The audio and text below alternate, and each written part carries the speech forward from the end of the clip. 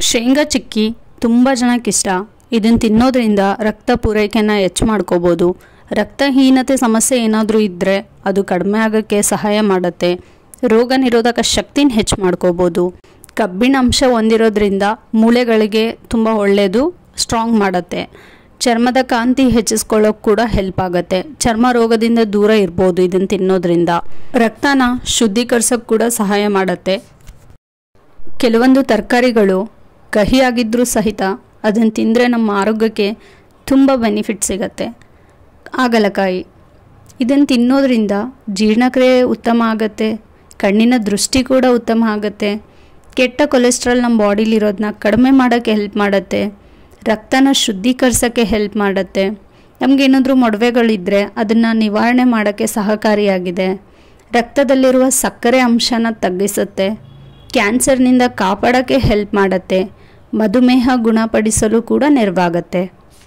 ಎಲ್ಲ ತರಕಾರಿಗಳು, ಹಣ್ಣುಗಳು ಅಥವಾ ಹೆಲ್ದಿ ಫುಡ್ ಅಂತ ಏನೇನಿದೆ ಎಲ್ಲ ತಿನ್ನೋದ್ರಿಂದ ಒಳ್ಳೆ ಬೆನಿಫಿಟ್ ಸಿಗುತ್ತೆ ಅನ್ನೋದು ಎಷ್ಟು ನಿಜನೋ, ಅತಿಯಾದರೆ ಅದರಿಂದ ನಮಗೆ ಡಿಸ್ಅಡ್ವಾಂಟೇಜಸ್ ಸಿಗುತ್ತೆ ಅನ್ನೋದು ಕೂಡ ನಿಜ. ಸೊ ನಾವು ಏನೇ ತಿನ್ನಬೇಕಾದ್ರೂ ಕೂಡ ಲಿಮಿಟಲ್ಲಿ ತಿಂತಾ ಇದ್ದೀವಾ ಅಂತ ನೋಡ್ಕೊಂಡು ತಿನ್ನೋದು ತುಂಬ ಒಳ್ಳೆಯದು. ಬೆಳಗ್ಗೆ ಖಾಲಿ ಹೊಟ್ಟೆಲಿ ಜೀರಿಗೆ ನೀರು ಸೇವಿಸೋದ್ರಿಂದ ಉತ್ತಮ ಆರೋಗ್ಯ ಪಡೆದುಕೊಳ್ಬೋದು. ಜೀರಿಗೆ ನೀರು ಕುಡಿಯೋದ್ರಿಂದ ರೋಗ ನಿರೋಧಕ ಶಕ್ತಿ ಹೆಚ್ಚಾಗುತ್ತೆ. ಜೀರ್ಣಕ್ರಿಯೆ ಸುಧಾರಿಸುತ್ತೆ. ಕೊಲೆಸ್ಟ್ರಾಲ್ ತಡೆಗಟ್ಟೋಕ್ಕೆ ಸಹಕಾರಿಯಾಗಿದೆ. ದೇಹದಲ್ಲಿ ವಿಷಕಾರಿ ಅಂಶಗಳ ನಿವಾರಣೆ ಆಗೋಕ್ಕೂ ಕೂಡ ಹೆಲ್ಪ್ ಮಾಡುತ್ತೆ. ಪ್ರತಿದಿನ ಬೆಳಗ್ಗೆ ಖಾಲಿ ಹೊಟ್ಟೆಲಿ ನಿಂಬೆ ಹಾಗೂ ಜೀರಿಗೆ ನೀರು ಸೇವಿಸಿದರೆ ಆರೋಗ್ಯಕರ ಪರಿಣಾಮಗಳನ್ನು ಕಾಣಬಹುದು. ಮರಗೆಣಸು ಇದನ್ನು ತಿನ್ನೋದ್ರಿಂದ ದೇಹದ ತೂಕ ಇಳಿಸ್ಕೊಳ್ಳೋಕ್ಕೆ ಸಹಾಯ ಮಾಡುತ್ತೆ.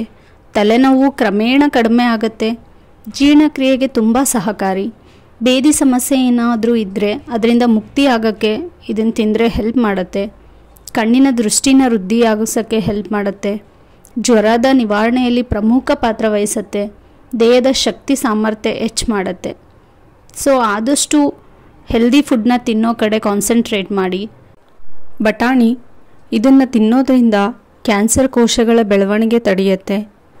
ಹಸಿ ಬಟಾಣಿಯಲ್ಲಿ ವಿಟಮಿನ್ ಸಿ ಮತ್ತು ಆಸ್ಕೋರ್ಬಿಕ್ ಆಮ್ಲ ಇರೋದ್ರಿಂದ ರೋಗ ನಿರೋಧಕ ಶಕ್ತಿನ ಹೆಚ್ಚು ಮಾಡುತ್ತೆ. ಕ್ಯಾಲ್ಶಿಯಂ ಹೇರಳವಾಗಿ ಇರೋದ್ರಿಂದ ಬಟಾಣಿ ಮೂಳೆಗಳಿಗೂ ಬೇಕಾದ ಪೋಷಕಾಂಶಗಳನ್ನು ನೀಡೋಕ್ಕೆ ಹೆಲ್ಪ್ ಮಾಡುತ್ತೆ ಮತ್ತು ಮೂಳೆಗಳನ್ನು ಗಟ್ಟಿಗೊಳಿಸುತ್ತೆ. ಬಟಾಣಿಯಲ್ಲಿ ವಿಟಮಿನ್ ಇ ಜಾಸ್ತಿ ಇರೋ ಕಾರಣ ಅಗತ್ಯ ಪೋಷಕಾಂಶಗಳನ್ನು ನೀಡುತ್ತೆ. ದೃಷ್ಟಿನ ಉತ್ತಮಪಡಿಸುತ್ತೆ. ಬೇವಿನ ಎಲೆ ಉಪಯೋಗಗಳು. ಬೇವಿನ ಎಲೆಯ ಹೊಗೆಯಿಂದ ಸೊಳ್ಳೆಗಳನ್ನು ಓಡಿಸ್ಬೋದು. ಇದನ್ನೇನಾದರೂ ಧಾನ್ಯಗಳಲ್ಲಿ ಹಾಕಿಟ್ರೆ ಹುಳುಗಳ ಕಾಟ ಇರಲ್ಲ.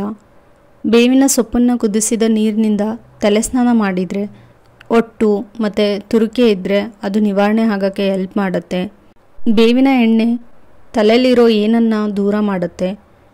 ಬೇವಿನ ತೊಗುಟೆಯ ಭಸ್ಮದ ಲೇಪನದಿಂದ ಗಾಯ ಮತ್ತು ಹುಣ್ಣು ವಾಸಿಯಾಗತ್ತೆ.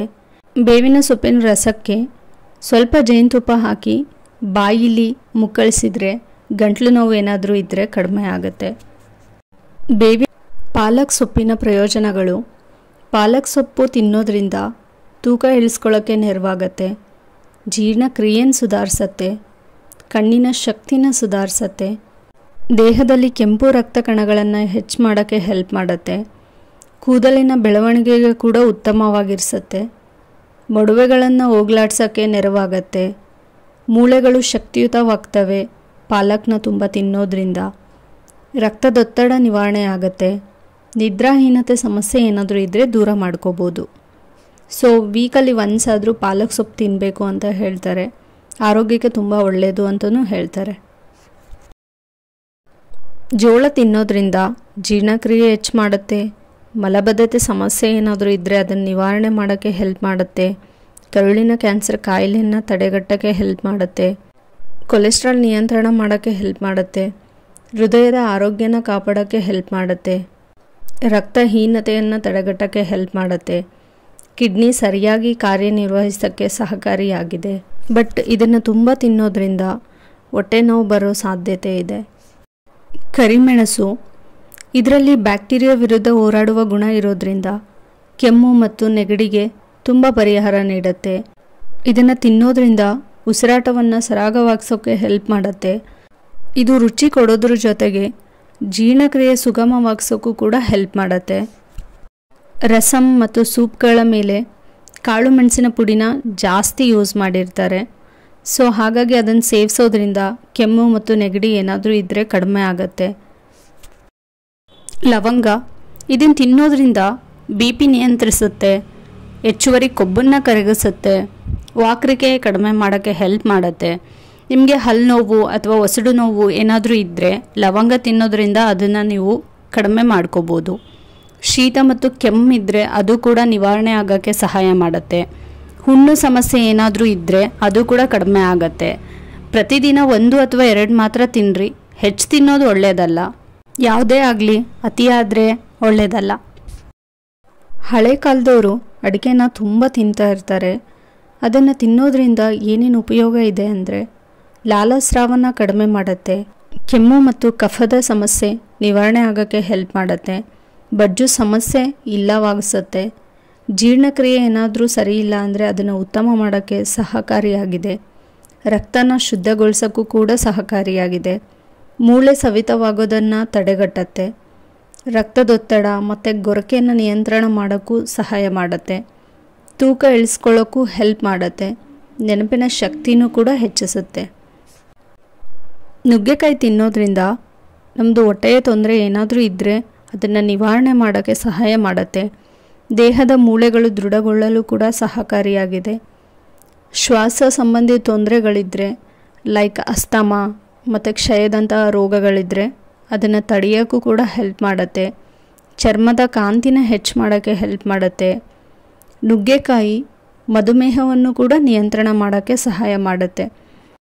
ನುಗ್ಗೆ ಸೊಪ್ಪು ಮತ್ತು ಶುಂಠಿನ 2 ಒಟ್ಟಿಗೆ ಸೇವಿಸೋದ್ರಿಂದ ಸಂಧಿವಾತನ ಗುಣಪಡಿಸ್ಕೋಬೋದು, ಕ್ಯಾನ್ಸರ್ ಆವರಿಸೋದನ್ನು ತಡೆಗಟ್ಬೋದು, ಕೊಲೆಸ್ಟ್ರಾಲ್ ಕಡಿಮೆ ಮಾಡೋಕ್ಕೂ ಕೂಡ ಹೆಲ್ಪ್ ಮಾಡುತ್ತೆ, ತಲೆನೋವು ಏನಾದರೂ ಇದ್ದರೆ ಕಡಿಮೆ ಮಾಡೋಕ್ಕೆ ಹೆಲ್ಪ್ ಮಾಡುತ್ತೆ, ಅಧಿಕ ರಕ್ತದೊತ್ತಡನೂ ಕೂಡ ಕಡಿಮೆ ಮಾಡುತ್ತೆ, ಹೊಟ್ಟೆ ಉರಿ ಸಮಸ್ಯೆಯಿಂದ ಪಾರು ಮಾಡೋಕ್ಕೆ ಹೆಲ್ಪ್ ಮಾಡುತ್ತೆ.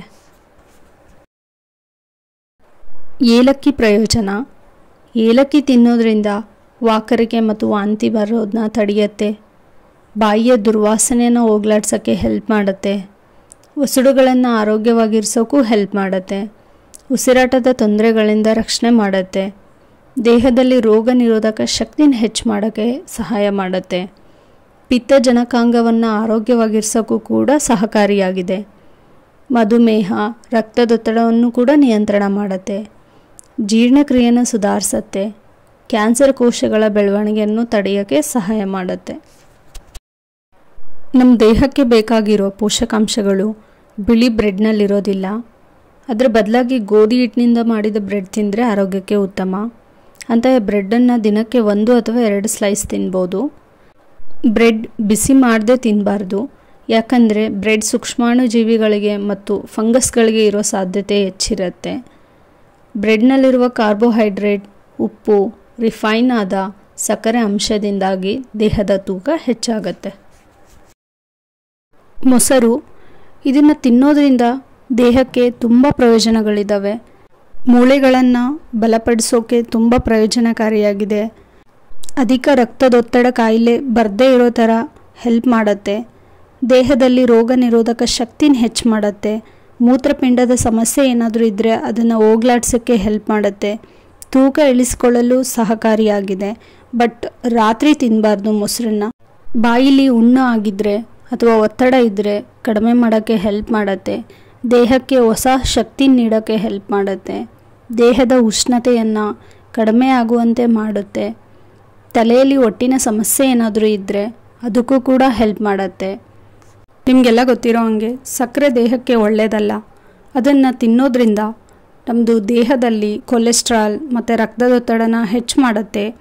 ರೋಗ ಪ್ರತಿರೋಧಕ ಶಕ್ತಿನ ಕಡಿಮೆ ಮಾಡುತ್ತೆ. ಸಕ್ಕರೆ ತುಂಬ ಸೇವಿಸೋದ್ರಿಂದ ದೃಷ್ಟಿಮಂದತೆ ಆಗ್ಬೋದು, ವಿಟಮಿನ್ ಇ ಕಡಿಮೆ ಮಾಡ್ಬೋದು, ಹಾರ್ಮೋನ್ಗಳ ಮೇಲೆ ಪರಿಣಾಮ ಬೀರ್ಬೋದು. ಸಕ್ಕರೆ ಬದಲಿಗೆ ನಾವು ಬೆಲ್ಲ ಅಥವಾ ಜೇನುತುಪ್ಪನ ಯೂಸ್ ಮಾಡ್ಬೋದು. ಸಕ್ಕರೆಯನ್ನು ಶುದ್ಧೀಕರಣ ಮಾಡುವಾಗ ಸುಮಾರು 64 ಅನ್ಯ ಘಟಕಗಳು ನಾಶವಾಗ್ತವೆ. ನಂತರ ಉಳಿಯೋದು ಪೋಷಕಾಂಶವಿಲ್ಲದ ಹಾನಿಕಾರಕ ಸುಕ್ರೋಸ್ ಮಾತ್ರ. ಸೊ ಆದ್ದರಿಂದ ಸಕ್ಕರೆ ನಮ್ಮ ದೇಹಕ್ಕೆ ಒಳ್ಳೆಯದಲ್ಲ. ಯಾರಿಗೆಲ್ಲ ತುಂಬ ಸ್ವೀಟ್ ತಿನ್ನೋಕ್ಕೆ ಇಷ್ಟ ಇದೆ ಅಂಥವ್ರು ಆದಷ್ಟು ಸ್ವಲ್ಪ ಕಡಿಮೆ ಮಾಡೋಕ್ಕೆ ಟ್ರೈ ಮಾಡಿ.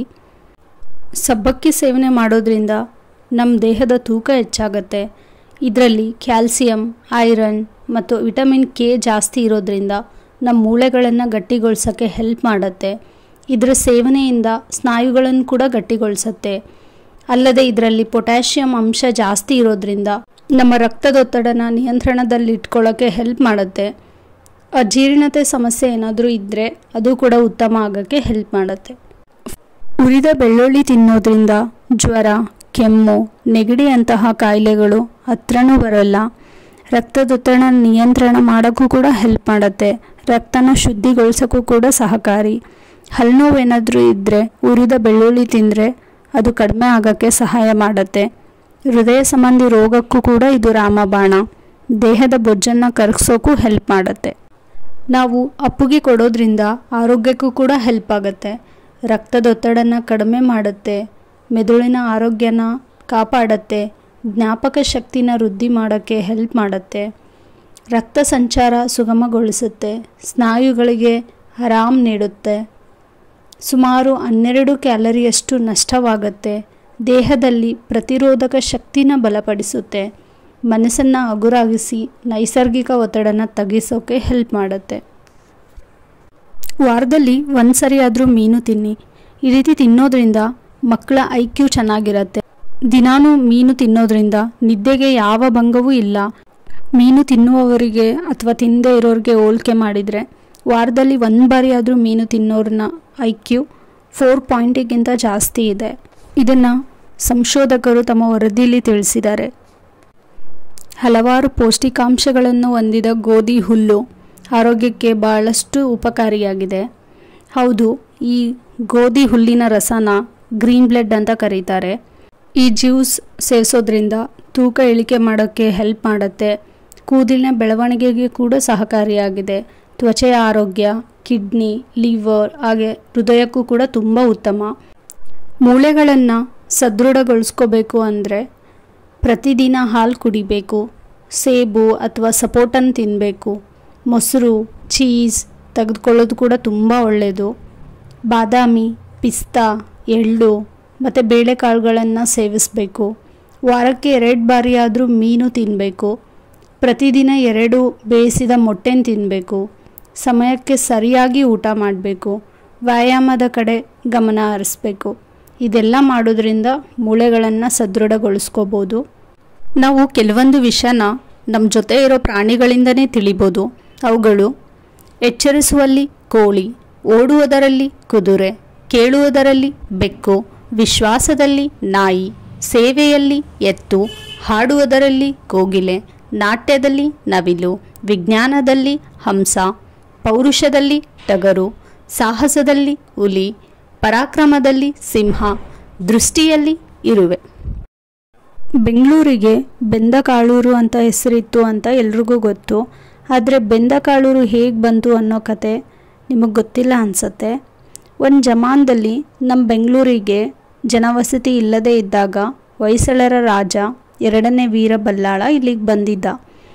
ಆಗ ಮಠ ಮಧ್ಯಾಹ್ನ ಊಟದ ಸಮಯ ಬೇರೆ, ಅವನಿಗೆ ತುಂಬ ಹೊಟ್ಟೆ ಹಸಿತಿತ್ತು. ಆಗ ಹತ್ತಿರದಲ್ಲಿ ತನ್ನ ಹಸಿವನ್ನು ನೀಗಿಸೋಕೆ ಸಣ್ಣ ಗುಡಿಸಲು ಕಾಣಿಸ್ತು. ಅಲ್ಲಿ ಒಂದು ಮುದುಕಿ ವಾಸ ಆಗಿದ್ಲು. ಆಗ ವೀರಬಲ್ಲಾಳ ಹೊಟ್ಟೆ ಹಸಿತಿದೆ, ಏನಾದರೂ ಇದ್ದರೆ ಕೊಡಿ ಅಂತ ಕೇಳ್ದ. ವೀರಬಲ್ಲಾಳನ ಕಷ್ಟ ಕಂಡು ಅಜ್ಜಿ ಮನೇಲಿದ್ದ ಬೆಂದಕಾಳನ್ನ ಕೊಟ್ಟಿದ್ಲು. ಇದರಿಂದ ಆ ಸ್ಥಳಕ್ಕೆ ಬೆಂದಕಾಳು ಅಂತ ಹೆಸರು ಬಂತು. ಕ್ರಮೇಣ ಬೆಂಗಳೂರಾಯಿತು. ಈ ಪ್ರದೇಶ ಮತ್ಯಾವುದೂ ಅಲ್ಲ, ಈಗಿನ ಹೆಬ್ಬಾಳ. ಅದಕ್ಕೆ ಹಳೆ ಬೆಂಗಳೂರು ಅಂತಲೂ ಹೆಸರು. ಕೆಲವೊಂದು ಊರಿನ ಈಗಿನ ಹೆಸರು ಹಳೆಯ ಹೆಸರು: ಬೆಂಗಳೂರು, ಬೆಂದಕಾಳೂರು, ಭದ್ರಾವತಿ, ಬೆಂಕಿಪುರ, ಬೇಲೂರು, ವೇಲೂರು, ಹಳೇಬೀಡು, ದ್ವಾರಸಮುದ್ರ, ಅಂಗಡಿ, ಶಶಾಂಕಪುರ, ಮೈಸೂರು, ಮಹಿಷಾಮಂಡಲ, ಕೋಲಾರ, ಕುವಲಾಲ, ಬಾದಾಮಿ, ವಾತಾಪಿ, ತಲಕಾಡು, ಕಳವನಪುರಿ, ಚಿತ್ರದುರ್ಗ, ಬೆಲ್ಮೂಲೂರು, ಹಂಪಿ, ಕಿಷ್ಕಿಂದೆ, ಬನವಾಸಿ, ವೈಜಯಂತಿ, ಬಳ್ಳಾರಿ, ಶಾಲೆ ಅನಿರಟ್ಟಿ, ವಿಜಯಪುರ, ಬಿಜಾಪುರ್, ಕಲಬುರ್ಗಿ, ಗುಲ್ಬರ್ಗಾ, ಬೆಳಗಾವಿ, ಬೆಳಗಾಂ.